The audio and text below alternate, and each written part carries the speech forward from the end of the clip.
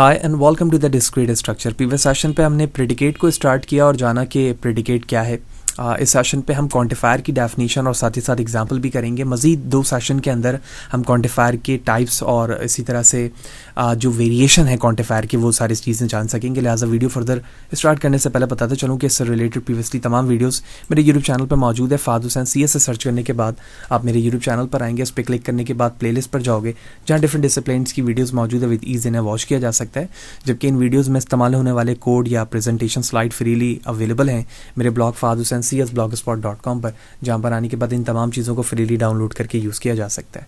तो चैनल पर अगर नए और चैनल को सब्सक्राइब नहीं किया हुआ तो चैनल को ज़रूर सब्सक्राइब करें ताकि अपकमिंग वीडियोज़ के हवाले से आपको बर वक्त जानकारी मिलती रहे और इसी तरह की नई चीज़ें आप आसानी के साथ सीख सकें। साथ ही साथ आप मेरे ब्लॉग पर भी फॉलो कर सकते हैं ताकि जब भी कोड अपलोड किया जाए आपको इन्फॉर्मेशन मिलती रहे। तो एज यूजुअल हम रोजन की बुक को फॉलो कर रहे हैं। चैप्टर 1 के टॉपिक 1.4 पे मौजूद हैं और प्रेडिकेट्स को हम प्रीवियस सेशन पे जान चुके हैं। तो क्वांटिफायर की सबसे पहले बेसिक डेफिनेशन समझते हैं और फिर एग्जांपल्स भी देखेंगे। तो सबसे पहले हमने यानी प्रेडिकेट के टॉपिक्स पे हमने देखा था कि जब आपके पास कोई एक ऐसे स्टेटमेंट मौजूद हो जहां पर आप उसकी ट्रुथ वैल्यूज़ को आइडेंटिफाई ना कर पा रहे हो तो हम उस स्टेटमेंट को प्रेडिकेट में कन्वर्ट करते हैं ताकि उस अननोन वैल्यूज़ पे कोई वैल्यूज़ पुट करने के बाद उसकी ट्रुथ वैल्यूज़ को आइडेंटिफाई किया जा सके। कैसे? फॉर एग्जाम्पल हमारे पास इस तरह से कोई स्टेटमेंट मौजूद है कि x इज़ ग्रेटर देन 5। तो इसका मतलब ये हुआ कि मैं इस x को सब्जेक्ट बनाते हुए प्रेडिकेट फंक्शन में लाइक दिस कन्वर्ट कर सकता हूँ। तो ये प्रेडिकेट बन गया।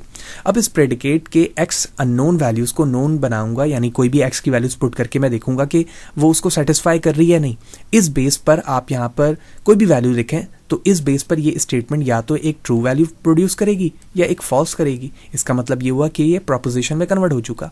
लेकिन जब आपके पास कोई ऐसी एक्सप्रेशन होती है जिसमें मल्टीपल वैल्यूज़ को पुट करने के बाद आप मल्टीपल ट्रूथ वैल्यूज़ या फॉल्स वैल्यूज़ निकाल सकते हैं, तो वहाँ पर प्रेडिकेट्स को हैंडल करना बार बार लिखकर हमारे लिए मुश्किल होता है। लिहाजा हमें कुछ ऐसे कॉन्सेप्ट की यहाँ पर ज़रूरत होती है ताकि उस कॉन्सेप्ट के ज़रिए से हम इसकी मिकदार को देख सकें। ठीक है, इसे क्वांटिफाइड कर सकें, इसे चेक कर सकें कि किन किन वैल्यूज़ पर ये तमाम पर ट्रू हो सकता है या फिर किसी स्पेसिफिक वैल्यूज़ पे ये एक ट्रू वैल्यूज़ प्रोड्यूस करके हमें दे सकता है। तो लिहाजा ऐसी कंडीशन पर जहाँ पर हमें x की वैल्यूज़ को देखना पड़े या x को हमें आइडेंटिफाई करना पड़े कि किन किन वैल्यूज़ पे ये ट्रू या फिर फॉल्स प्रोड्यूस करके हमें दे रहा है, उसे हम क्वांटिफायर कह रहे होते हैं। ठीक है, डेफिनेशन समझते हैं। So the variable of the predicates is quantified by the quantifier, यानी जो प्रेडिकेट का वेरिएबल है उसे हम क्वांटिफाइड करने के लिए क्वांटिफायर का इस्तेमाल कर रहे होते हैं, यानी इस x को मेजर करने के लिए। So there are two types of the quantifier in the predicate logic. The first one is the existential quantifier, जिसे हम इन शॉर्ट एग्जिस्ट भी कह रहे होते हैं, and the second one is the universal. ठीक है, एग्जिस्टेंशियल को हम कुछ इस तरह से रिप्रेजेंट करते हैं, उल्टा ई बनाकर, और उसके साथ हम x लिखते हैं, जिसको हम पढ़ेंगे कि there is x values, some exist values of x, जबकि यूनिवर्सल को हम इस तरह से v बनाकर सेंटर में इस तरह से लाइन बनाते हैं और उसके बाद x लिखते हैं। तो इसका मतलब है all value of the x। इसी चीज़ को नीचे बताया गया है स्टेटमेंट में लिखने का तरीका और उसके बाद कब वो ट्रू होगा और कब वो फॉल्स होगा। तो फर्स्ट यहाँ पर लिखने का जो तरीका है वो है यूनिवर्सल क्वांटिफायर की, जिसे हम इस तरह से लिख रहे हैं exist value of the x p of x। तो जो p ऑफ x है यहाँ पर, इसका मतलब ये हुआ कि ये प्रेडिकेट फंक्शन है और ये हमारा क्वांटिफायर है। तो ये दोनों मिलकर जो है एक कंप्लीट क्वांटिफायर बना रहे हैं। तो कब ये ट्रू होगा? When p of x is true for every x, यानी जब p ऑफ x की वैल्यू जो है हमेशा ट्रू आ रही हो हर एक x पे, तो मैं इसे ट्रू कहूँगा। लेकिन there is an x for which f of p of x is false, यानी जब कोई इसी एक x पे भी p ऑफ x की वैल्यू फॉल्स आ जाए तो मैं कहूँगा कि यूनिवर्सल की वैल्यूज़ यहाँ पर क्या आ गई? फॉल्स आ गई। हालांकि यूनिवर्सल की फॉल्स नहीं आना चाहिए क्योंकि यूनिवर्सल का मतलब ही है कि हर एक वैल्यूज़ पर है। सेकंड है existential, exist there is an x for which p of x is true, यानी कोई आपके पास कुछ एक x है या कुछ x हैं जिस पर p ऑफ x की वैल्यूज़ आपको ट्रू प्रोड्यूस हो रही है। लेकिन फॉल्स कब होगा? p of x is false for every x, यानी हर एक x पर आपके p ऑफ x की वैल्यू क्या आ जा रही है? फॉल्स आ जा रही है। तो हम इसे यहाँ पर फॉल्स कंसीडर करेंगे। तो इंपॉर्टेंट जो कॉन्सेप्शनल चीज़ें आती हैं वो एग्जिस्टेंशियल पर आ रही होती हैं। इसी चीज़ को समझने के लिए या रीड करने के कितने डिफरेंट तरीके हो सकते हैं यहाँ पर मैंने मेंशन किया हुआ है। So the existential x p of x is read as some for some x p of x, या इसी तरह से आप इसे पढ़ सकते हैं there is an x such that p of x, और इसी तरह से for at least one x p of x, यानी सम एक्स के लिए भी इस्तेमाल कर रहे हैं, ठीक है, एक एक्स के लिए भी इस्तेमाल कर रहे हैं और कम से कम एक एक्स के लिए भी इसे इस्तेमाल किया जा रहा है इन रिटन फॉर्म पर, राइट, ठीक है। एग्जाम्पल को अंडरस्टैंड करते हैं, और भी एग्जाम्पल है नेक्स्ट स्लाइड पर, वो भी देखेंगे। तो if p of x denotes x is greater than zero, ठीक है, यानी पी ऑफ एक्स, अब आपके पास एक प्रेडिकेट है जो रिप्रेजेंट कर रहा है कि एक्स की वैल्यू ग्रेटर देन जीरो है, यानी ये डोमेन डिफाइन कर रहा है। साथ ही साथ लिखा है and you is a integer, ठीक है। अब वो किस तरह का इंटीजर है, पॉजिटिव है, नेगेटिव है, वो मेंशन नहीं किया गया, ये पॉइंट नंबर 2 हो गया। Then existential x p of x is true, यानी कोई एक वैल्यूज या कुछ वैल्यूज इस इक्वेशन में हमेशा ट्रू रहेंगे, यानी मैं इंटीजर की कुछ वैल्यूज यहाँ पे पुट करूंगा तो हमेशा ग्रेटर देन जीरो आएगा, लेकिन मैं नेगेटिव पुट करूंगा तो वो ग्रेटर देन जीरो नहीं होगा। इसका मतलब ये हुआ कि कुछ वैल्यूज हैं एग्जिस्टेंशियल पर जो आपको प्रेडिकेट की वैल्यू क्या रिटर्न करेंगे, ट्रू करेंगे। वही चीज आगे बताई जा रही है, it is also true if you is a positive integer, यानी अगर इस इंटीजर को आप कन्वर्ट करके पॉजिटिव बना दो तो यकीनी तौर पर तमाम वैल्यूज उसकी ट्रू आने लग जाएंगी, ठीक है। Second, if p of x denotes x is less than 0, इस चीज को रिवर्स कर दिया गया, and u is a positive integer, अब यहां पर इंडिकेट कर दिया फर्स्ट पे ही कि आपका u पॉजिटिव इंटीजर है।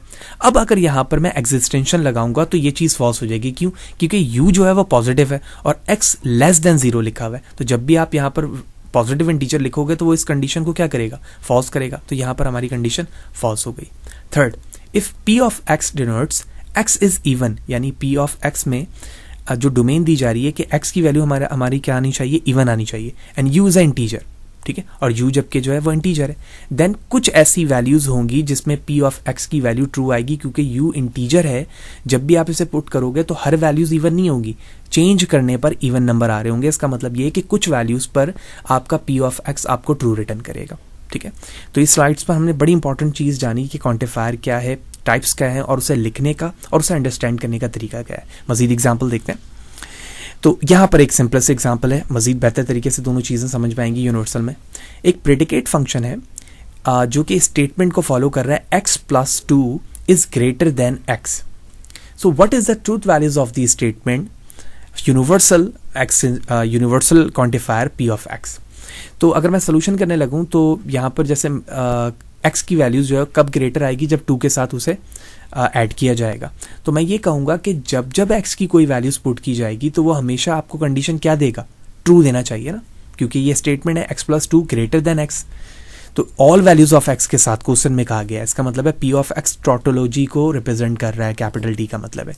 तो मैं क्या कहूँगा, all values of the x p of x is returning the truth values, यानी जब भी आप यहाँ पर x की वैल्यूज पुट करेंगे तो वो आपको यूनिवर्सल क्वांटिफायर पर वैल्यू रिटर्न करेगा।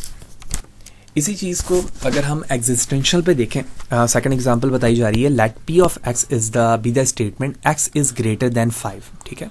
What is the truth values of the statement, यानी इस एग्जिस्टेंशियल पर इसकी ट्रूथ वैल्यूज जो है वो क्या आनी चाहिए।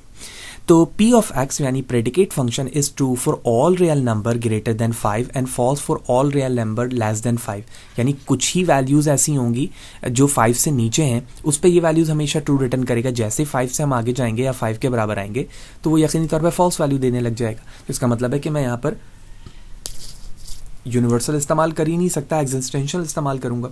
तो वही चीज़ मैंने यहाँ पर बताई है कि always there is a some values of the x which produced a tautology with all values of the x.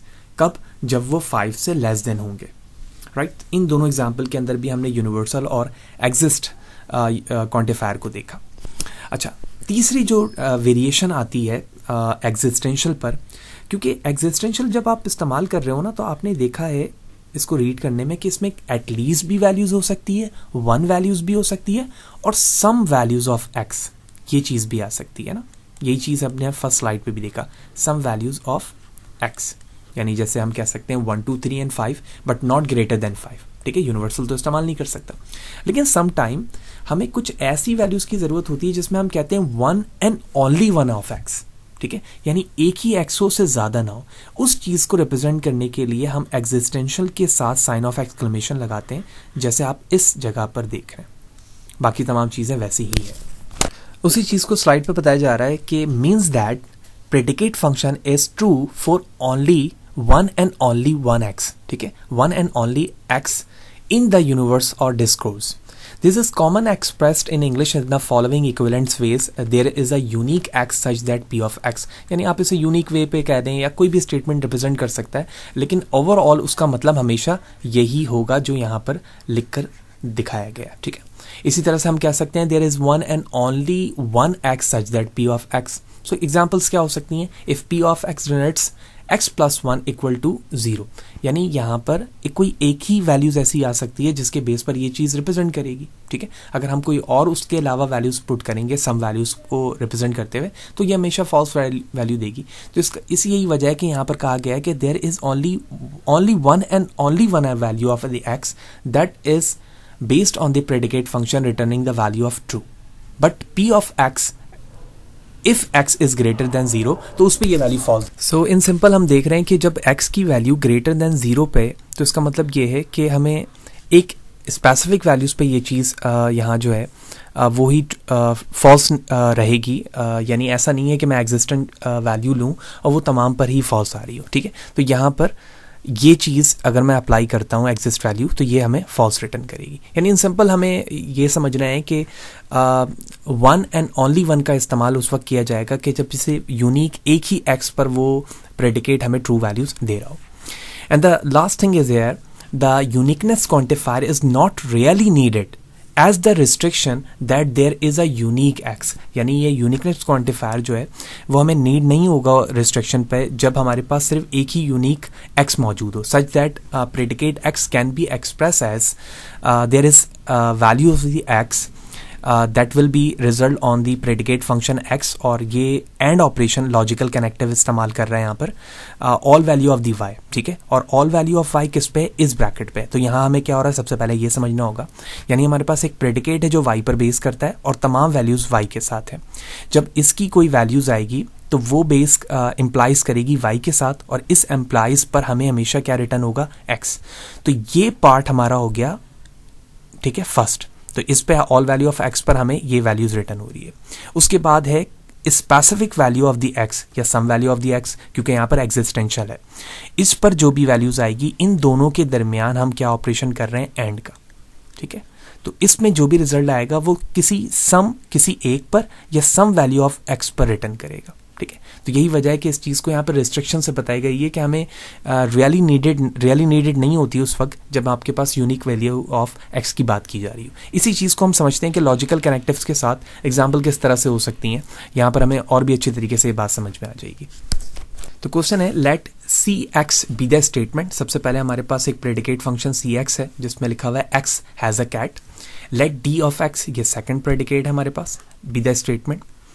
और x has a dog, and हमारे पास f ऑफ x एक और स्टेटमेंट है which mean x has the ferret. Express each of this statement in term of cx, dx and fx quantifier. And logical connectives, let the domain consist of all student in your class. तो domain की values हमें क्या बताई गई है? All student. ठीक है. अब पहला इसका जो पार्ट है वो कहता है कि a student in your class, a student which mean किसी एक स्टूडेंट की बात हो रही है, has a cat, dog and ferret. And के साथ है, इसका मतलब है तमाम ऑपरेशन जो है एंड कनेक्टिव्स में. तो सी ऑफ एक्स कैट के लिए था, डी ऑफ एक्स जो है वो डॉग एंड ferret एफ था. ये तीनों चीज़ें किसके पास है? एक स्टूडेंट के. तो तीनों पर हमने के दरमियान एंड लगाया और there is a some specific value के लिए e x which mean existential values यहाँ पे लगा दिया. तो that's will be the solution. Very simple. Second, all student, एक की बात नहीं हो रही, तमाम की बात हो रही है और सबके पास क्या क्या है? Cat, dog and ferret. ठीक है. सबके पास है, एंड ऑपरेशन के साथ डिफाइन किया और ऑल वैल्यूज लगा दी. Second, very simple, solve.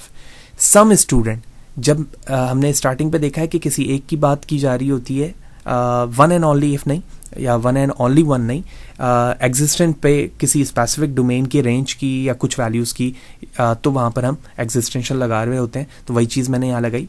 तो कुछ या some student in your class has a cat, ferret and but not a dog. ठीक है. ये स्टेटमेंट है. तो नॉट के लिए हम नेगेशन का इस्तेमाल करते हैं. देखिए तीनों के दरमियान ऐड है, लेकिन सबके पास क्या नहीं है? डॉग नहीं है. तो नेगेशन के साथ लगा दिया और यहाँ पर एग्जिस्टेंशियल बता दिया. राइट. अब यहाँ पर बात हो रही है no student in your class. ठीक है. अच्छा, no student in your class का मतलब ये है कि किसी के पास नहीं है. क्या नहीं है? कैट नहीं है, डॉग नहीं है, ferret नहीं है. लेकिन किसी के पास नहीं है, किन लोगों में किसी के पास नहीं है? पूरी क्लास में से किसी के पास नहीं है। इसका मतलब है कि तमाम स्टूडेंट क्लास के जिनके पास ये तमाम चीज़ें ही नहीं है। तो सबसे पहले यहाँ जो बताया गया ना ऑल वैल्यू ऑफ एक्स, इसका मतलब ये बात हो रही है कि क्लास में जितने भी स्टूडेंट हैं उन तमाम में सबके पास नहीं है। इसको मैंने बाहर किया नेगेशन को, क्या चीज़ें नहीं है, कैट नहीं है, फ्रेट नहीं है एंड डॉग नहीं है। तो एंड के साथ इनको कनेक्ट कर दिया हमने यहाँ पर। तो इस तरह से हमने क्वांटिफायर को तीनों टाइप्स के, यानी वेरिएशन को भी मैं यहाँ पर ऐड कर रहा हूँ, एग्जिस्टेंशियल, ठीक है, वन एंड ओनली वन, और यूनिवर्सल को हमने डेप्थ पे देखा कि क्या है, किस तरह से एक्सप्रेस किया जाता है, अंडरस्टैंड किया जाता है। फिर भी कोई सवाल है, कोई चीज़ समझ में नहीं आई है, कमेंट सेक्शन पे ज़रूर पूछें। वीडियो लॉन्ग हो गई हमारी, लेकिन कोशिश हमारी यही होती है कि हम विद इन 10 या 15 मिनट्स में लेकर आऊँ। लेकिन चीज़ें जब इंपॉर्टेंट होती हैं तो मैं कोशिश करता हूँ कि एक एक चीज़ को ब्रेक करके सारी चीज़ें बताई जाएँ ताकि समझना आपके लिए आसान हो। और ये सारी मेहनत मैं आपके लिए करता हूँ ताकि चीज़ों को समझाना मेरे लिए मज़ीद आसान हो और आपको बेहतर तरीके से समझ में आए, ताकि आप किसी भी level of the test, interview, exam में अच्छे नंबर से पास हो सकें। वीडियो लाइक करें, ज़्यादा लोगों को शेयर करें। नेक्स्ट सेशन पे मिलेंगे, क्वांटिफायर के मज़ीद एग्जाम्पल्स को और उसके फर्दर वेरिएशंस को देखेंगे। See you in the next session.